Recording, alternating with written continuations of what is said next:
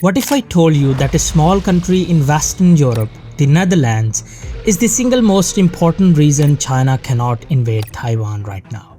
Not the United States, not Japan, not NATO, the Netherlands. A country with a population of just 17 million people is sitting at the center of the most dangerous geopolitical standoff of the 21st century. And most people have absolutely no idea why.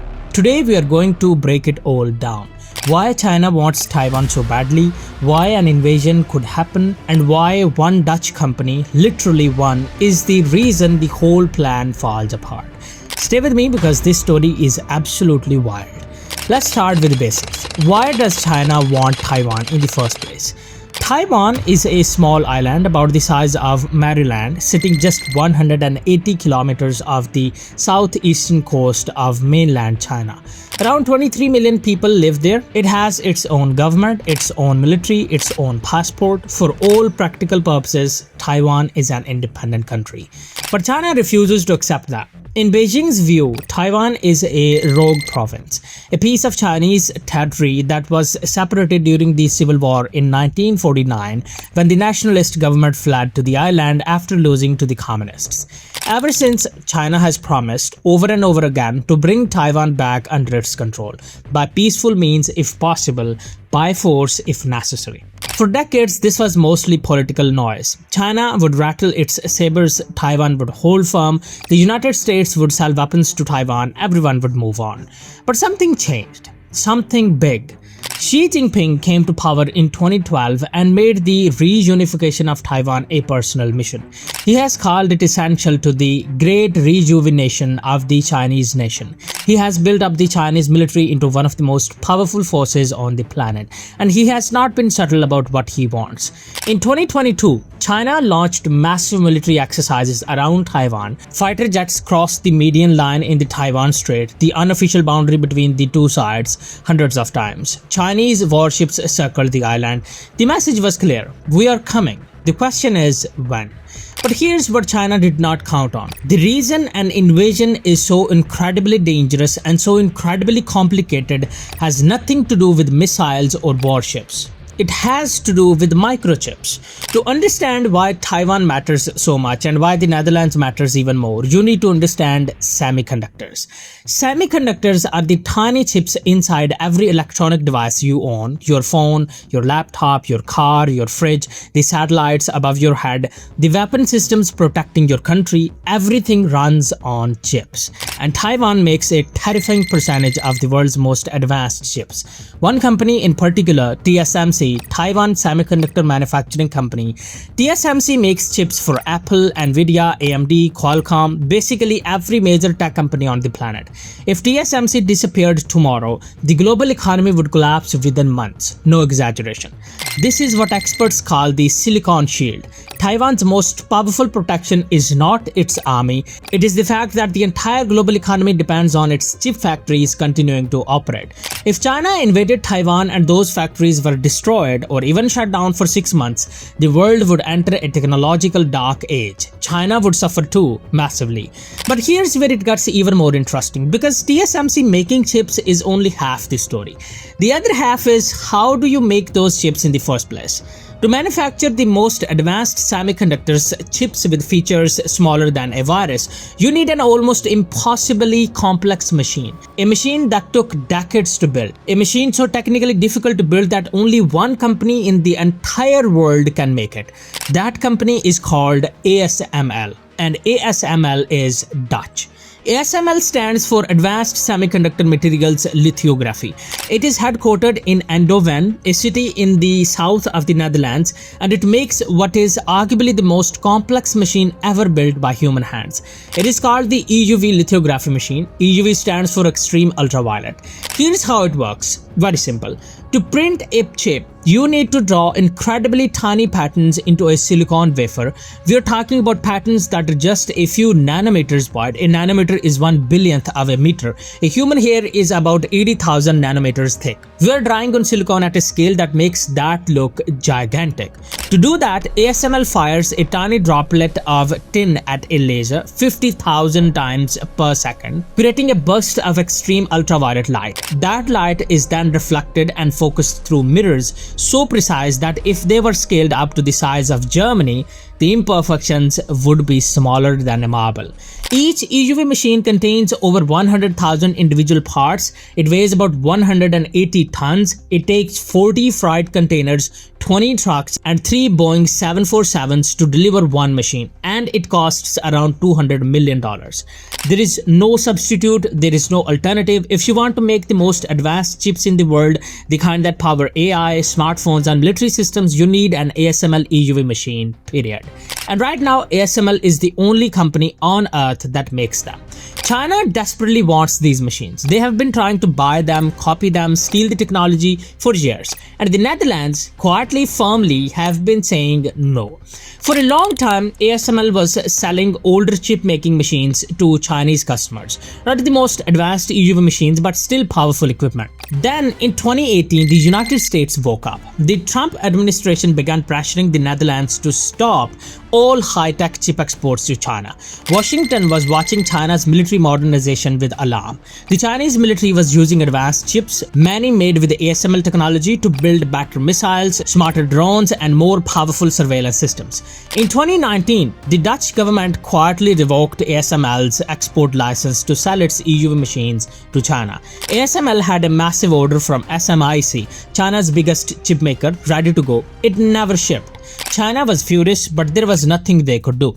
Then in 2023, the Netherlands went even further. Under continued pressure from Washington and following America's own sweeping chip export controls announced in 2022, the Dutch government restricted ASML from exporting even its older, less advanced machines to China. This was a massive blow to China's chip ambitions, because here's the thing, China cannot make advanced chips without ASML machines, full stop. And China cannot build ASML machines themselves. They have tried for years and failed. The technology is just too complex. China's best chip maker, SMIC, is currently stuck making chips that are several generations behind TSMC. They cannot catch up without access to better machines, and they cannot get better machines because the Netherlands will not let them. One small European country is single-handedly slowing down China's entire technological rise. But why does the Netherlands care so much? Why take this risk? Why make an enemy of the world's second largest economy? Here is something important about the Netherlands that often gets overlooked.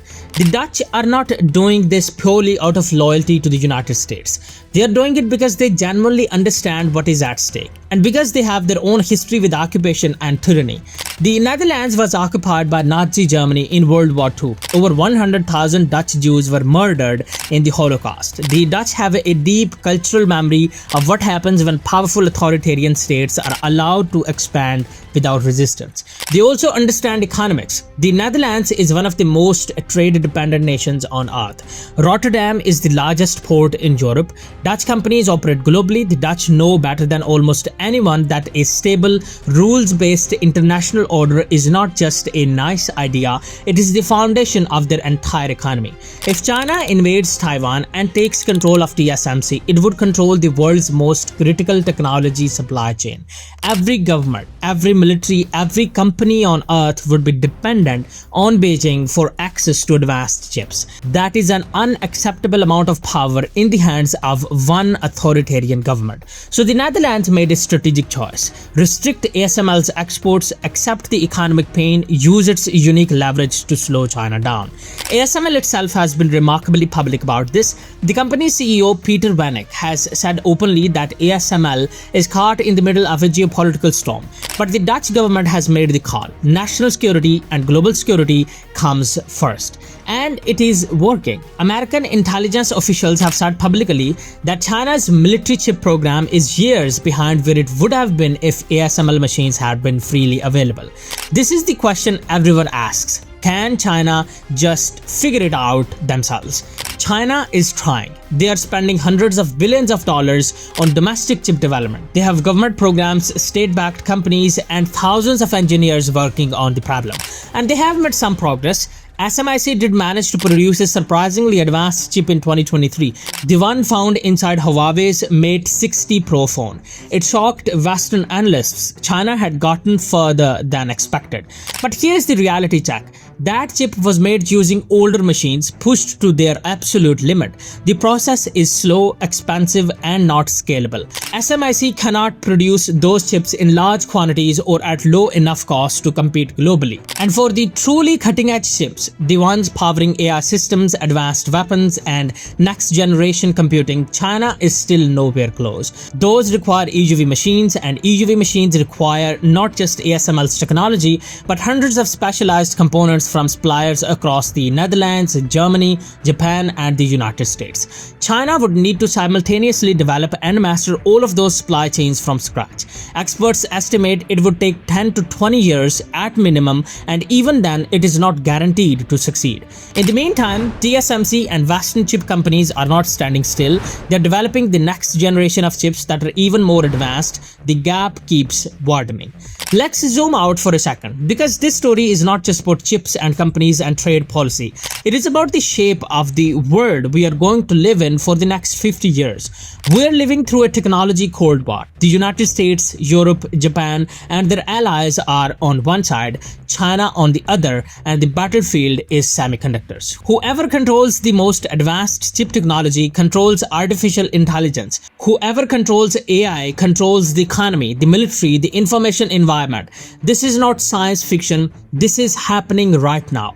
Taiwan sits at the absolute center of this battle. It is not just a democratic nation of 23 million people, though that matters enormously. It is the physical location of the most critical technology infrastructure on the planet. And the Netherlands, tiny, flat, historically neutral, find itself holding one of the most powerful cards in this geopolitical poker game. Think about that. A country best known for tulips, windmills, and cycling is the reason China's military modernization is running years behind schedule. A company in Eindhoven that most people have never heard of is preventing a potential world war. History is funny like that. The most important things often happen in the most unexpected places. So here's where we are today. China wants Taiwan badly, and the pressure is building every year. Xi Jinping has not walked back his promise of reunification. The Chinese military has not stopped its exercises and provocations. The clock is ticking. But so far, the combination of Taiwan's Silicon Shield, America's military presence in the Pacific, and the Netherlands' strange hold on chip-making technology has kept an invasion from happening. The world is in a fragile, dangerous balance, and understanding that balance, understanding why a Dutch company in Eindhoven matters as much as an aircraft carrier in the Pacific, is essential if we want to navigate what comes next. If you learned something new today, do me a favor, hit that like button and subscribe. We cover stories like this every week, stories that are complicated, that matter, and that most people never hear about. See you in the next one. Bye.